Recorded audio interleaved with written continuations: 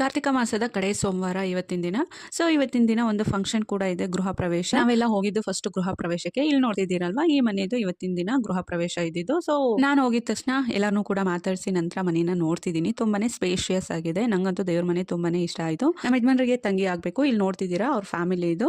So ಇವ್ರದೇ ಇವತ್ತಿನ ದಿನ ಗೃಹ ಪ್ರವೇಶ ಇದ್ದಿದ್ದು. ಅಲ್ಲೆಲ್ಲ ಮಾತಾಡ್ಸ್ಕೊಂಡು ಫಂಕ್ಷನ್ ಎಲ್ಲ ಮುಗಿಸ್ಕೊಂಡು ನಾವು ಬಂದ್ವಿ ನಂದಿಗೆ. ಕಡೆ ಕಾರ್ತಿಕ ಸೋಮವಾರ ಆಗಿರೋದ್ರಿಂದ ಸಿಕ್ಕಾಪಟ್ಟೆ ಜನ ಇದ್ರು. ರಶಲ್ಲೇ ಹೋಗಿ ಹೊರಗಡೆಯಿಂದಾನೇ ದೇವ್ರ ದರ್ಶನ ಮಾಡ್ಕೊಂಡು ನಂತರ ಅಶ್ವತ್ ಕಟ್ಟೆ ಹತ್ರ ದೀಪ ಹಚ್ಚಿ ಪೂಜೆ ಮಾಡ್ತಿದ್ದೀನಿ. ಈ ಸಲ ನಂದಿಯಲ್ಲಿ ಕಡೆ ಕಾರ್ತಿಕ ಸೋಮವಾರ ತುಂಬಾನೇ ಸ್ಪೆಷಲ್.